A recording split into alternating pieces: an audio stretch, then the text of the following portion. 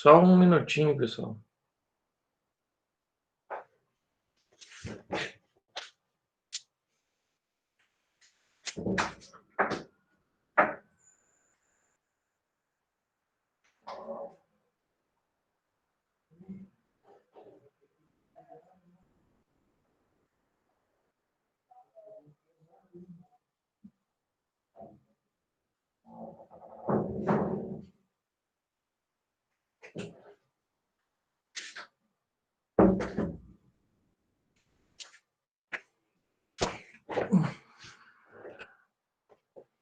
E vamos lá.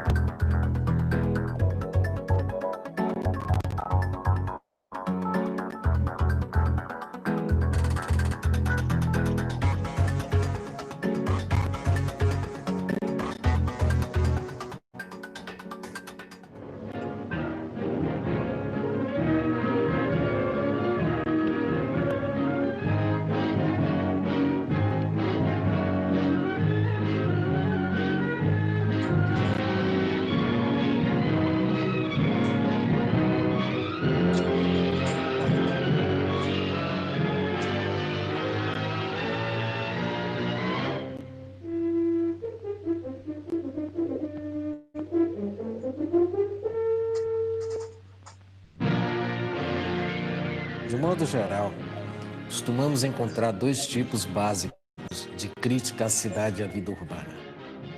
No primeiro caso, contrasta-se a cidade com o mundo extra-citadino, com a vida no campo, nas lonjuras do sertão, numa aldeia de pescadores perdida na luminosidade praieira.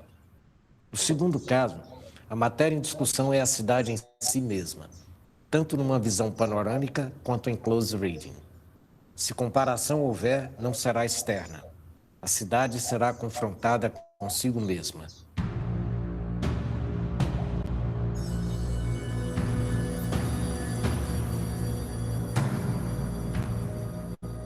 A felicidade do cidadão convenientemente urbanizado consiste em aglutinar-se aos outros dentro da desordem, iludido como é pelo calor hipnótico e pelo contato forçado com a multidão.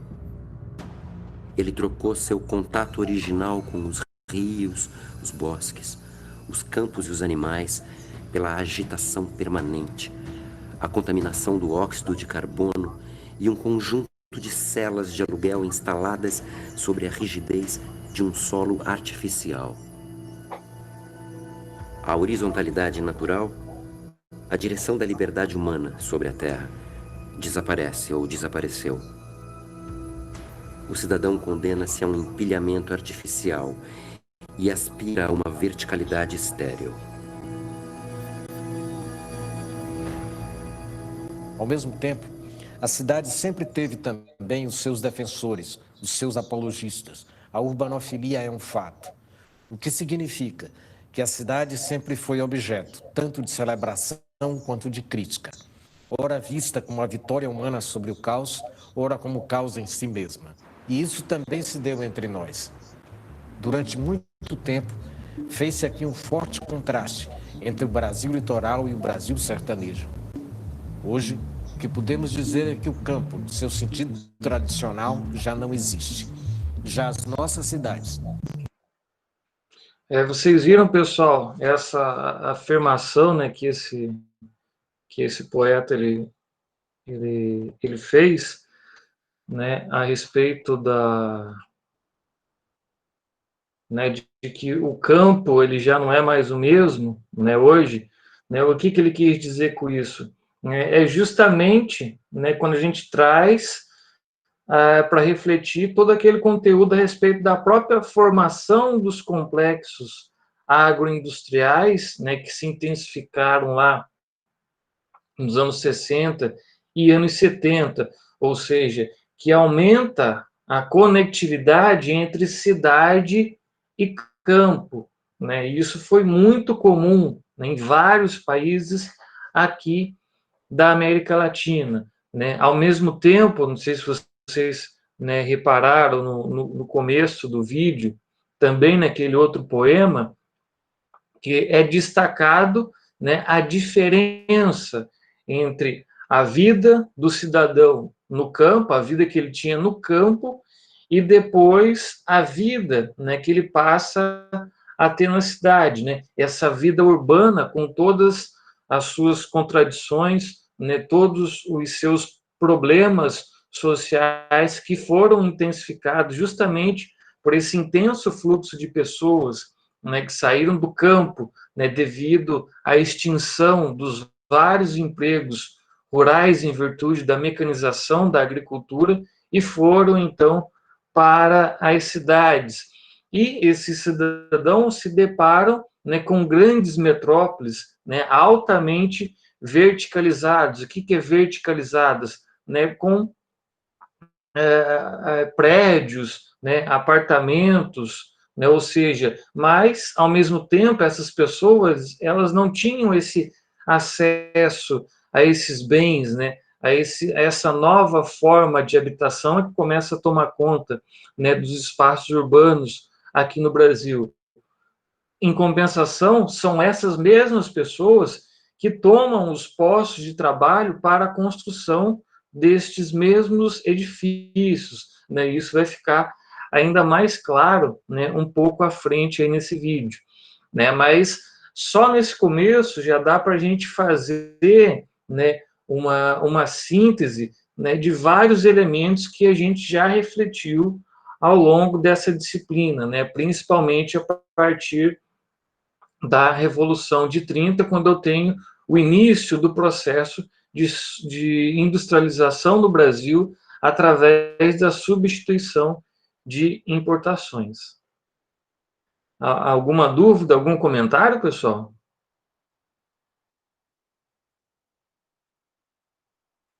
Então, vamos lá.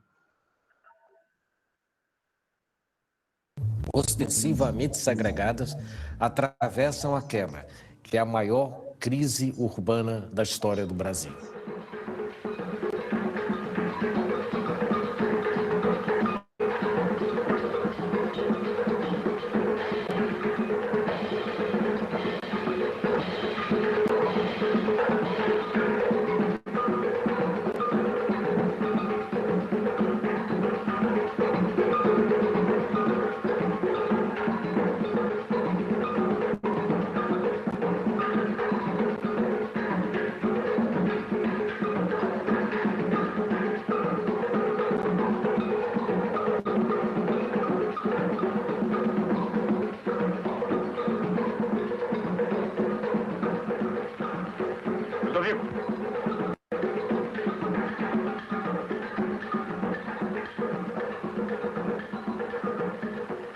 Ninguém vai sair. Nem daqui a uma semana, nem daqui a 1000. Todo o acabamento é de primeira, até mesmo de luxo, que é para dar um nível alto para o projeto. Sabe, eu penso que não vale a pena construir prédios para clientela de baixa renda. Então, com esse, nós estamos lançando uma série de luxo para clientela de alta renda. Gente que está deixando suas mansões por causa do comércio e problemas de assalto, essas coisas. Esse prédio tem vigilância 24 horas. E essa área aqui é toda cercada com sensores. Quanto é que tá o condomínio? R$450. Cada apartamento tem direito a 2 vagas na garagem. Vocês têm quantos carros? Normalmente a gente tá sem carro. Um dia 2. Bem moderno aqui, né? Parece até uma fábrica. Começando.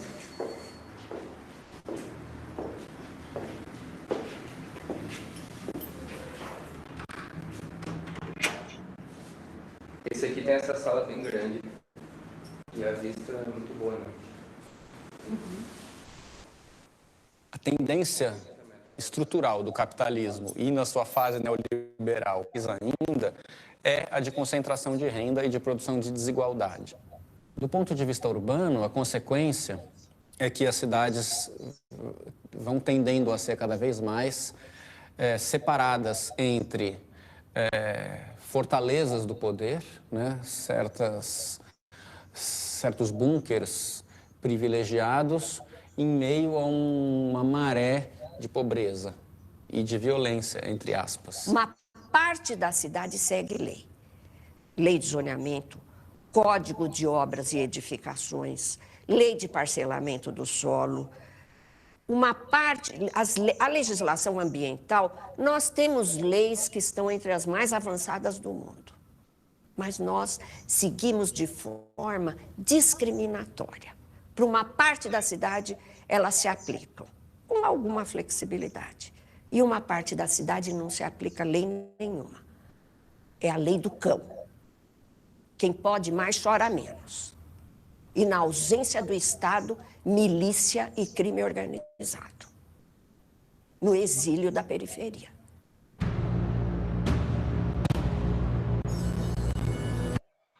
Pessoal, a gente, né, observa muito bem naqueles dois trechos, né, do filme.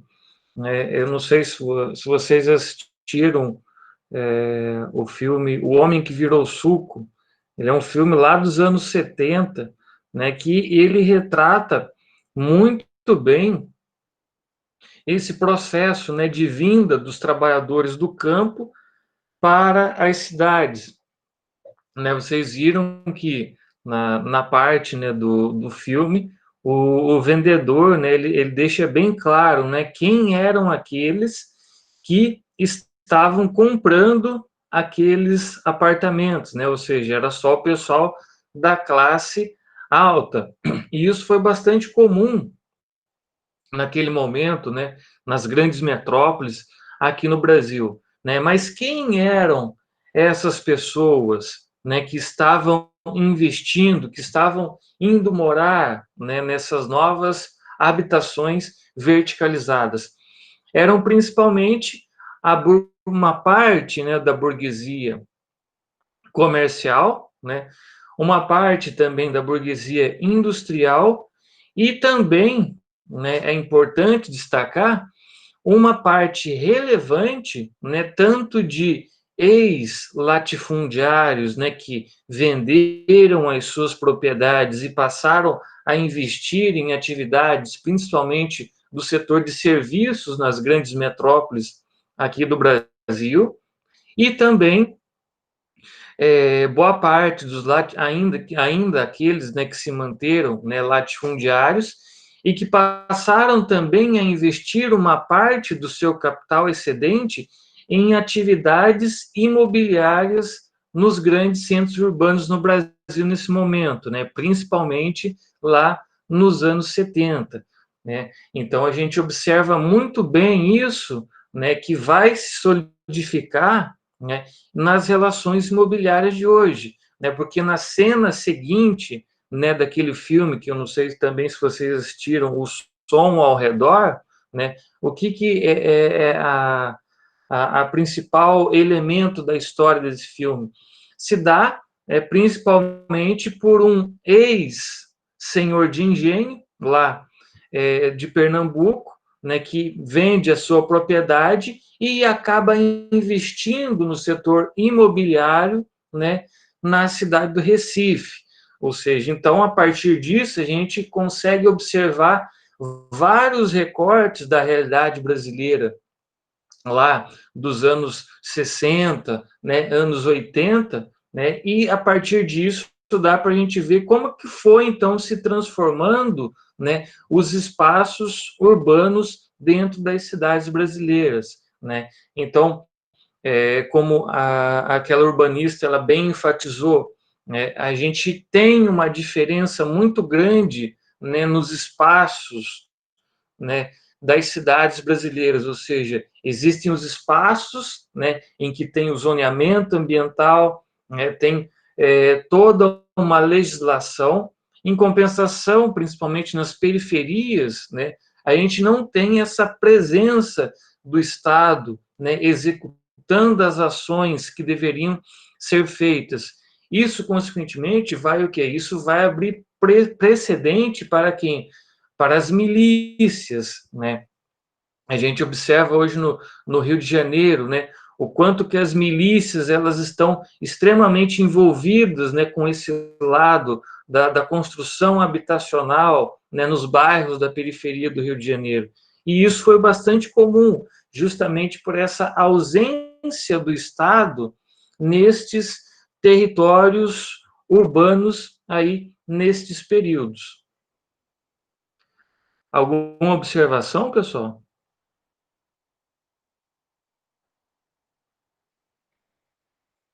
Não. Tá dando para entender aí, Thiago?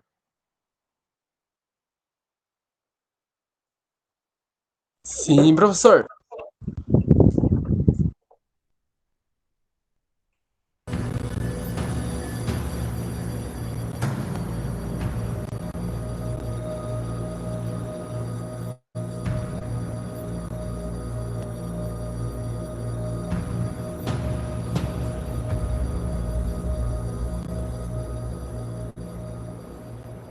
Interessante que, recentemente, há uns 2 ou 3 anos, lá no bairro da Vila Buarque, onde tem muitos escritórios de arquitetura em São Paulo, começaram a aparecer pichações nos muros que dizem o seguinte: o urbanista de São Paulo é o capital.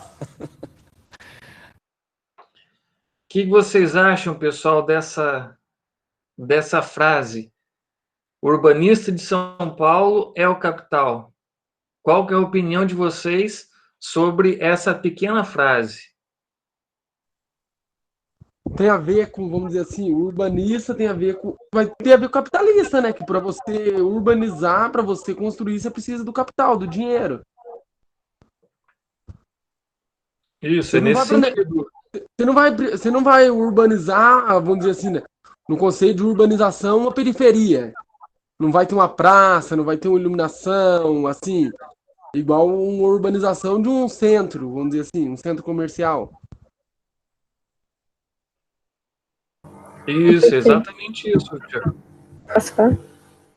Pode falar. Eu percebi também a segregação de classes e dá para entender também nessa frase. Quem tem o capital vai ter acesso a mais coisas, mais tecnológicas e diversificadas do que quem não tem.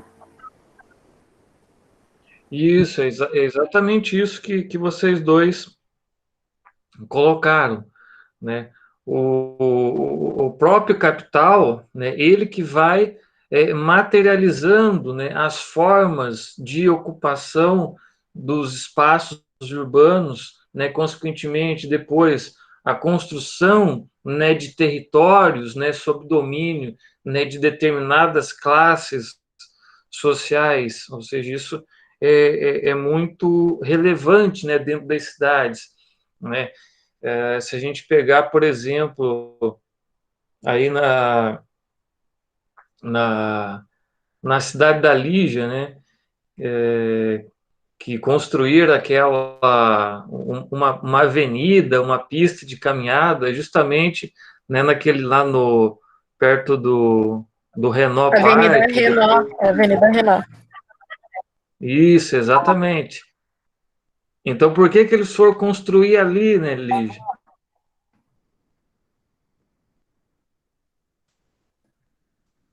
Porque ali a galera que tem dinheiro vai comprar os seus lotes ali no Renault Park, né? E daí eles não precisam se deslocar para longe para fazer seus exercícios físicos. É exatamente isso. E a gente vê, né, o quanto que é bem preservada aquela parte ali, né? Sim, super bem arrumadinho, agora arborizaram, tá bem bonito. É. Então, ou seja, tudo isso, né, é o capital enquanto um agente da urbanização nas cidades, né? Exatamente isso que foi colocado aqui no vídeo. Não sei quem é que picha isso, mas é uma constatação bastante plausível, né? A gente sabe, São Paulo, sobretudo, é uma cidade que foi construída pela especulação imobiliária, quase sem planejamento. Quem são esses capitais que lucram com a cidade e que dominam a cidade? O capital de construção de edificações, o capital financeiro imobiliário, o capital de incorporação imobiliária e os proprietários de terra ou de imóveis. Eles se compõem invariavelmente, né, nessa máquina do crescimento. Grande parte dos ganhos vem da chamada renda imobiliária. Isso é uma chave para entender a dominação sobre a cidade.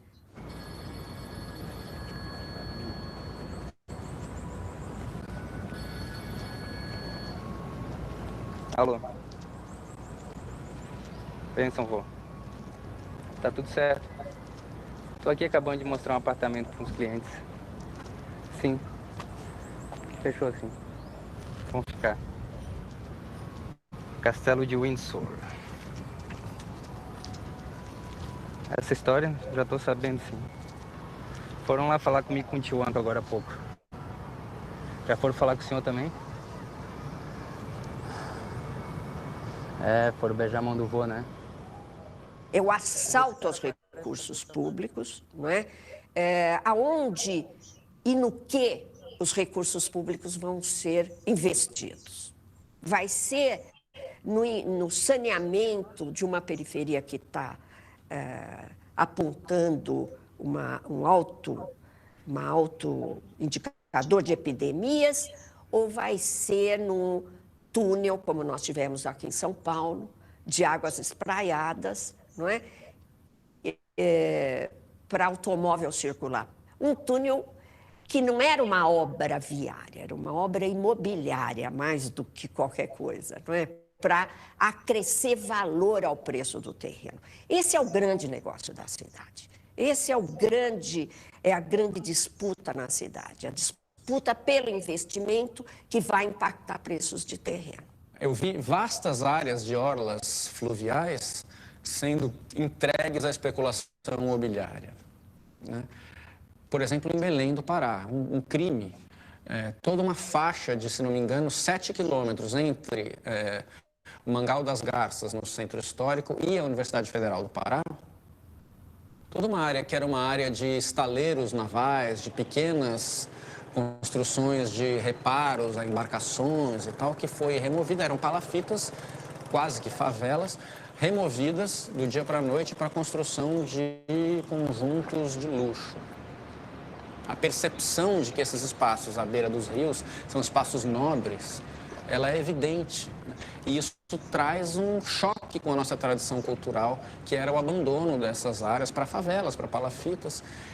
E o que se devia batalhar é que justamente essas faixas tão privilegiadas fossem áreas de acesso público, né? Áreas de espaços públicos e não áreas entregues à especulação imobiliária, como é o que parece que está acontecendo em geral, infelizmente. Em 2008, um terreno da União, no Cais José Estelita, localizado no centro do Recife, foi vendido para um grupo de construtoras no leilão questionado pelo Ministério Público. Essas construtoras são as mesmas que financiam a campanha eleitoral de boa parte dos políticos da cidade e do estado de Pernambuco. Em 2012, a Prefeitura do Recife aprovou, num processo duvidoso, um projeto de condomínios de luxo, apresentado por essas construtoras. O projeto recebeu o nome de Novo Recife. Isso é um dado muito importante também, pessoal, para a gente, né, entender a lógica de funcionamento e transformação do espaço urbano, né?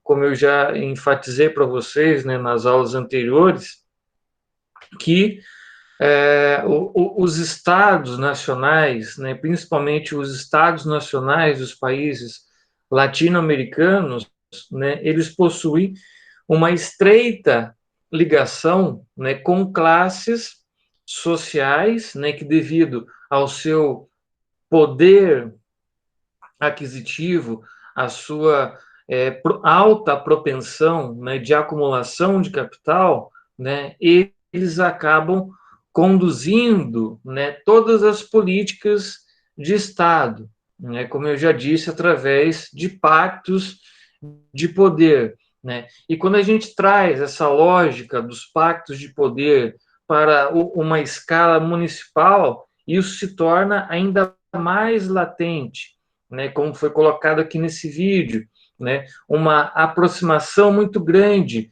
né, entre esse capital financeiro imobiliário atuando fortemente, né, sobre o Estado, para que o Estado, né, na sua função, aprovasse, então, a condução de um processo de construção de um condomínio de luxo numa área, né, indevida. Ou seja, então, o capital, por sua vez, ele acaba também extrapolando as diversas, né, proposições e regulamentações ambientais e, principalmente, sociais, né, porque para a construção desse condomínio de luxo, né, algo que também é muito comum, né, nas outras cidades, né, tanto as pequenas cidades, né, quanto as cidades médias brasileiras, né, isso é bastante comum, né, as relações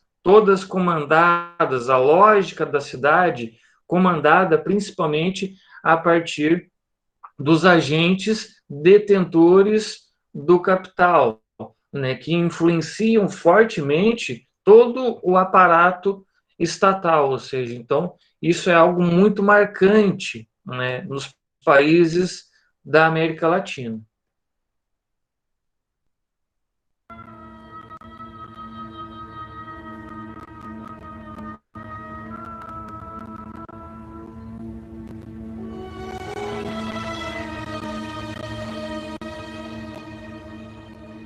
Isso é novo. Isso é novo. Isso é novo. Isso é novo de novo. Isso é novo de novo. Isso é novo de novo. Eu acho que em certos lugares assim. Só um minutinho, pessoal. A Sônia e o Rafael estavam falando que estavam tentando entrar e não estavam conseguindo. A Sônia chegou. Ela está aqui. O Rafael que disse que saiu e não estava conseguindo. Saiu e não consegui entrar. Sei lá se caiu aí, caiu aqui. Não estava conseguindo entrar. A cidade vão recebendo melhorias, melhorias de toda a natureza, físicas, enfim, de infraestrutura, de equipamento. Quando digo infraestrutura, digo desde, sei lá, de um lugar que não tinha esgoto, que passa a ter esgoto, energia elétrica, coisas do gênero, até equipamentos culturais, um comércio mais sofisticados. Bom, enfim, toda a gama de possíveis melhorias do ponto de vista da qualidade de vida e que acaba, muitas vezes, gerando a expulsão das pessoas que nela viviam quando aquele lugar não era tão bom. E o que a gente observa é o seguinte, onde tem a estrutura, então o povo não tem lugar. Então, cada vez mais ele é expulso para as periferias. E é nas periferias que faltam os serviços. Então, o transporte público é precário, os serviços de saúde são precários, os serviços de lazer, de educação são precários.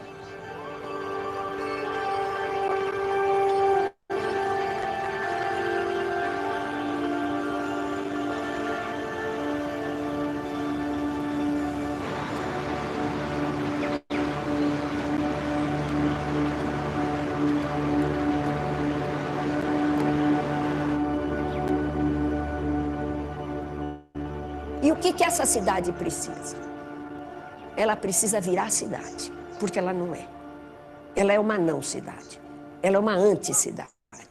E quando a gente olha os índices de violência, onde está a grande parte da violência? Grande parte da violência está na periferia.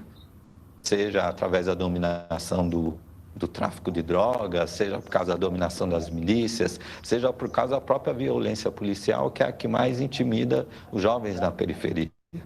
Mas, na verdade, não haverá paz para ninguém enquanto os direitos serem retirados das pessoas. Porque o medo, ele é, em grande medida, uma cultura, né? Muitas vezes não há razões exatamente palpáveis para se ter tanto medo, mas à medida que à medida que você constrói guaritas e cercas elétricas, você passa a ter mais medo. E todos passam a ter, isso passa a ser um sistema psicológico.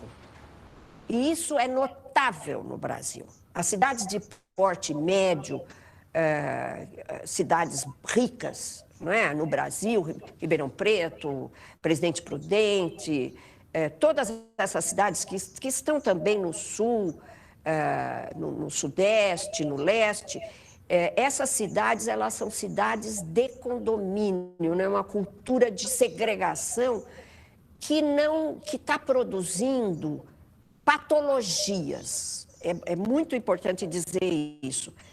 As pessoas, elas acham que elas estão mais seguras entre muros. Não estão. Nos anos 70 e 80, as elites paulistanas e as classes médias, de certa maneira, fugiram, entre aspas, em massa das regiões centrais para os subúrbios ricos, Alphaville, Granja Viana, uma série de bairros assim, buscando uma reintegração na natureza, digamos assim, uma possibilidade de estar não num centro poluído, com trânsito, mas num lugar mais bucólico, etc., mas buscando também e, sobretudo, segurança, né? E isso foi muito daninho para a cidade, porque a cidade, quando esvazia, ela se torna mais insegura, de fato. A dinâmica da violência só piora, só aumenta, né, à medida que isso acontece, né? Agora, o interessante é que hoje, em São Paulo, a gente vive a exaustão desse modelo que aconteceu nos anos 80. Né? As pessoas não estão mais querendo morar no Alphaville, na Granja Viana. Muitas estão voltando para as áreas centrais. Há uma transformação de valores muito interessante no sentido de um resgate daquilo que a gente entende como cosmopolitismo e vida urbana.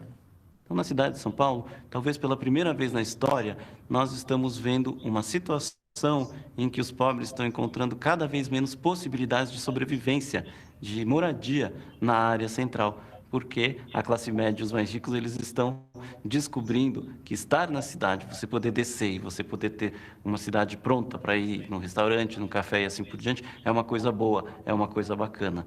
E isto vai, no futuro, daqui a 20 ou 30 anos, produzir uma cidade ainda mais cindida entre centro e periferia do que nós temos hoje em dia.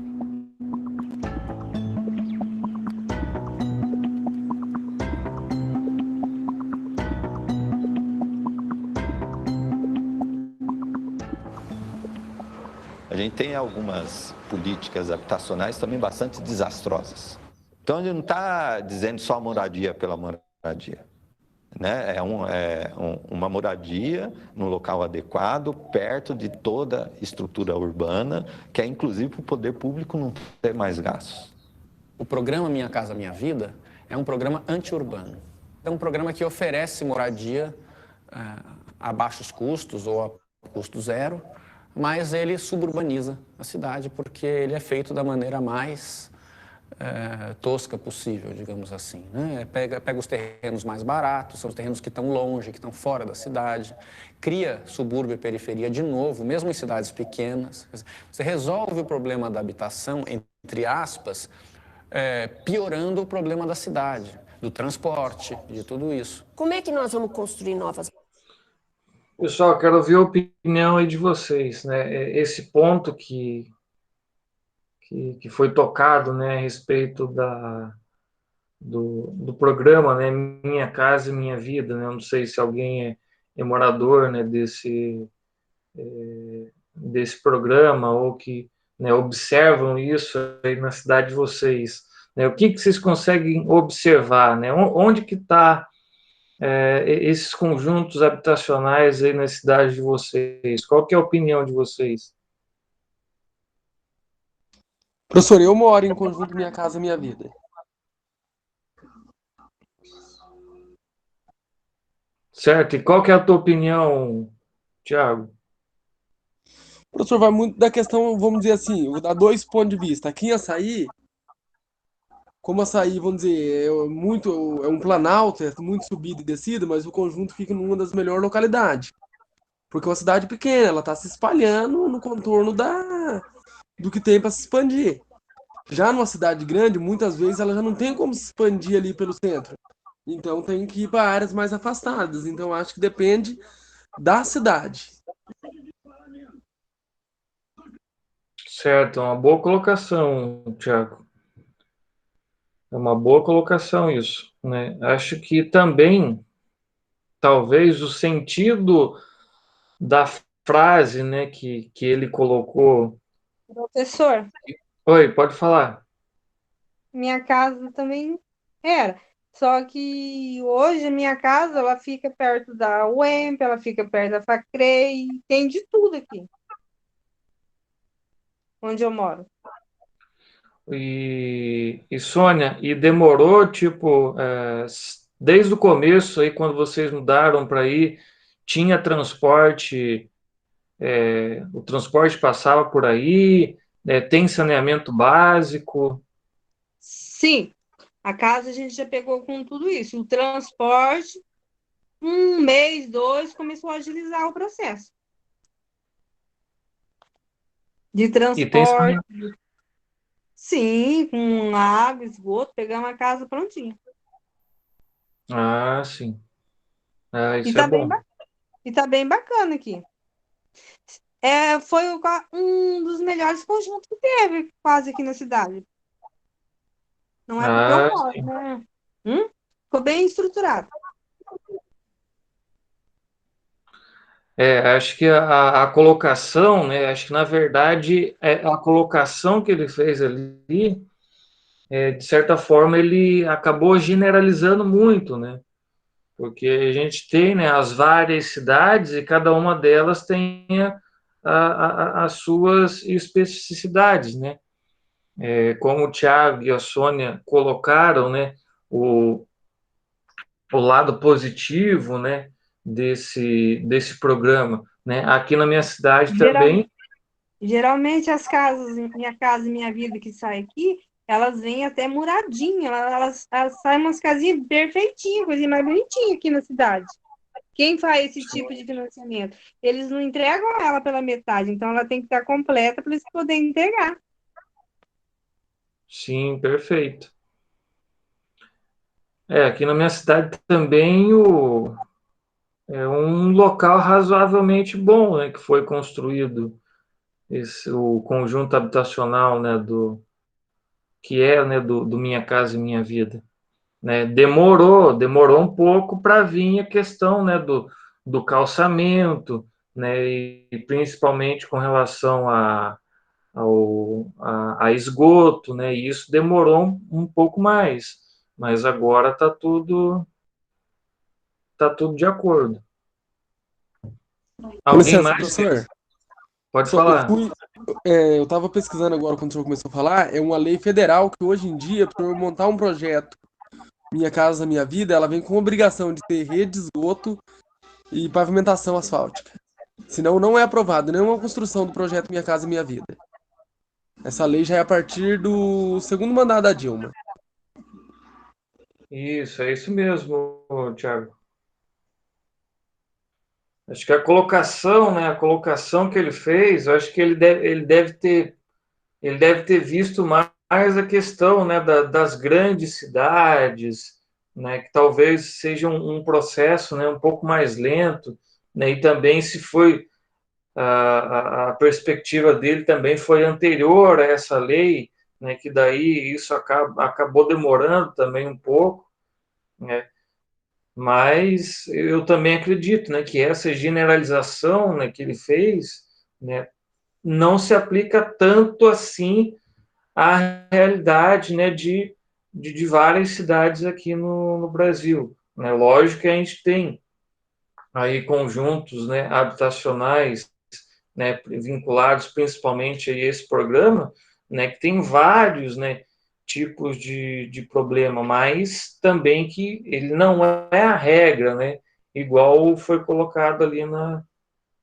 na observação.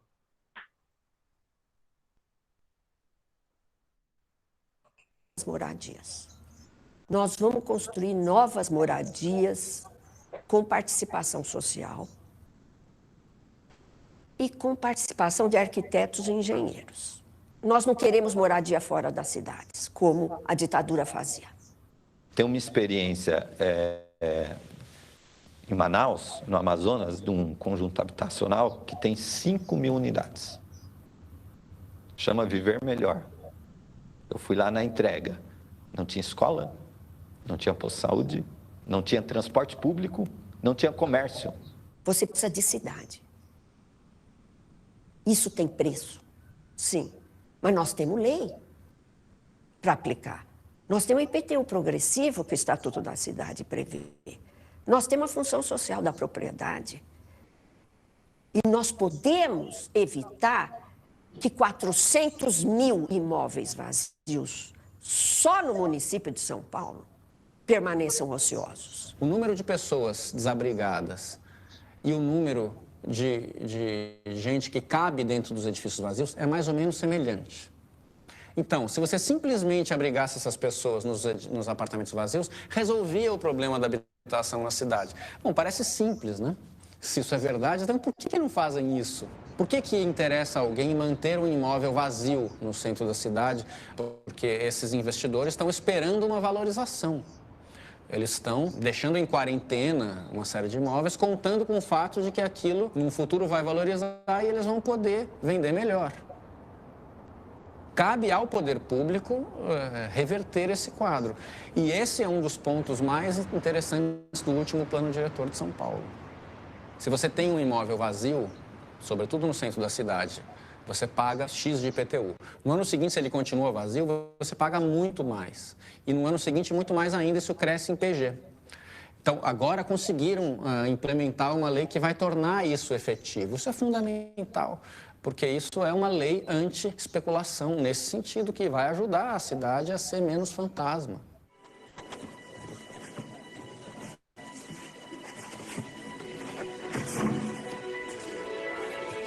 Rio de Janeiro.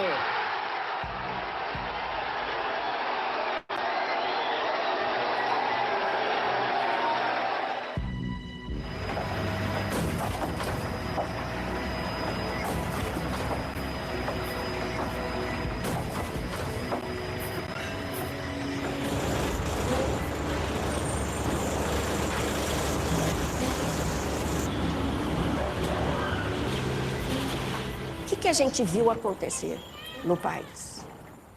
Obras, obras, obras. A política urbana era uma soma de obras. Mas quais obras e aonde? Grandes estádios. Obras ligadas à mobilidade urbana que não se dirigiam a atender aquilo que era a tragédia diária da mobilidade das massas, mas para atender uma mobilidade, por exemplo, que sai dos aeroportos, ou que chega nos aeroportos, como os 2 metrôs do Rio, VLB e metrô, os 2 metrôs de São Paulo, o metrô de Salvador. Obras desenhadas pelo capital imobiliário. O Rio de Janeiro, eu disse há 4 anos atrás, vai explodir. Por quê? Porque a concentração de recursos nas áreas brancas e ricas do Rio de Janeiro foi escandalosa. Foi absolutamente escandalosa. Para construir uma miragem.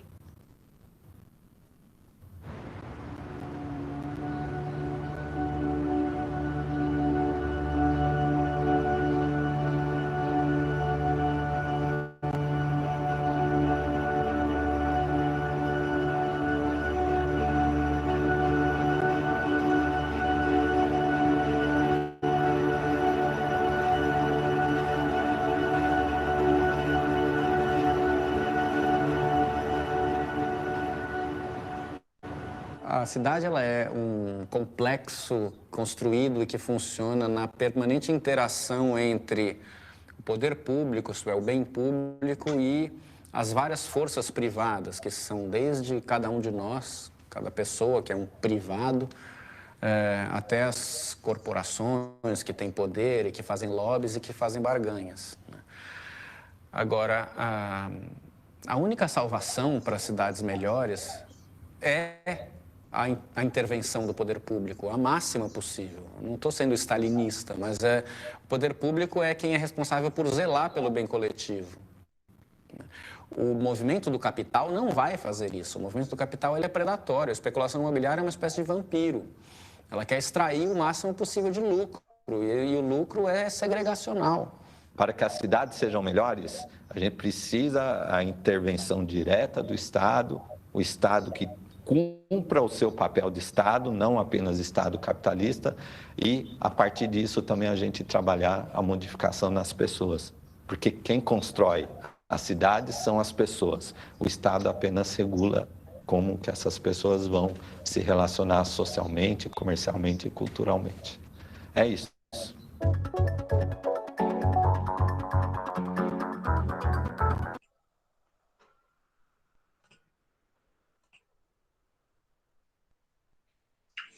É isso, então, pessoal.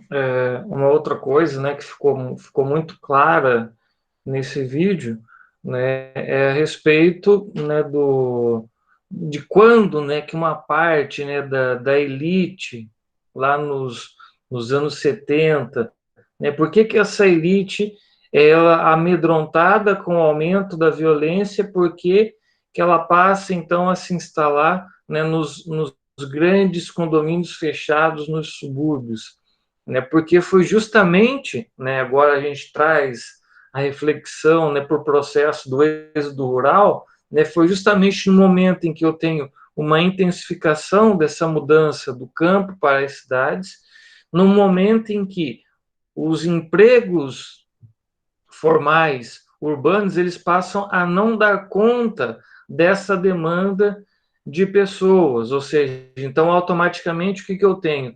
Eu tenho um cenário de aumento da criminalidade, né, um aumento da criminalidade, então associada a esse aumento da violência, consequentemente esse medo, né, dessa elite urbana, que então passa a se cercar através dos grandes condomínios fechados, né, nos subúrbios das grandes cidades brasileiras. Ou seja, um processo está totalmente atrelado ao outro. Né? E isso foi algo muito comum, né, muito relevante em várias cidades, né, latino-americanas. Né? O mesmo aconteceu em Montevidéu, o mesmo aconteceu em Buenos Aires, ou seja, essa elite urbana, ela passa, então, por essa mobilidade, ou seja, sua mobilidade, né, rumo aos subúrbios. Mas como ele colocou a partir,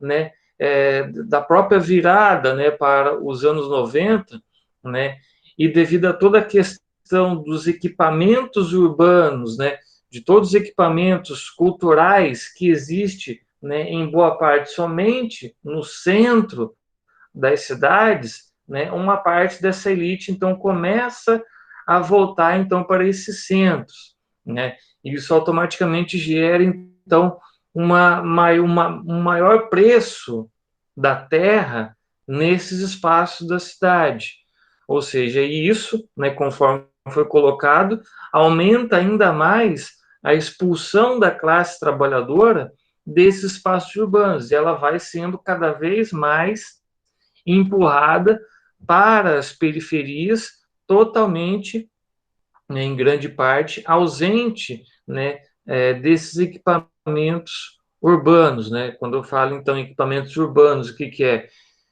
Transporte, acesso à cultura, educação, saúde, né, saneamento básico, né, tudo isso são equipamentos urbanos, né, que tudo isso ele fica a serviço somente dos grandes interesses, né, do capital, né, como foi colocado ali, as obras, né, de mobilidade urbana, né, tanto para a Copa do Mundo quanto para as Olimpíadas, né, no Rio de Janeiro, elas foram conduzidas, né, essas obras, justamente a serviço, né, dos grandes interesses, né, desse capital financeiro e imobiliário que toma conta, das relações urbanas aí nas cidades.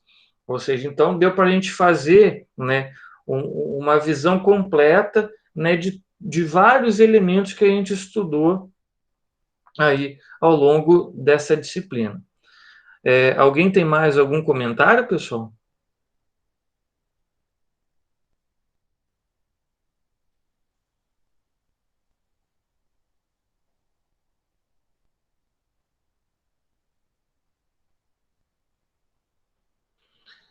Tranquilo, então?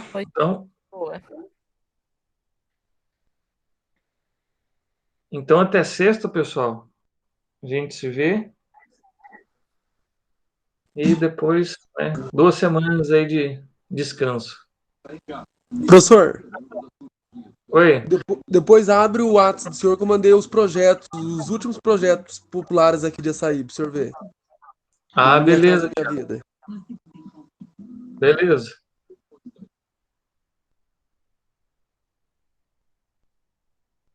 Boa noite, então, pessoal. Até mais. Boa noite, até mais.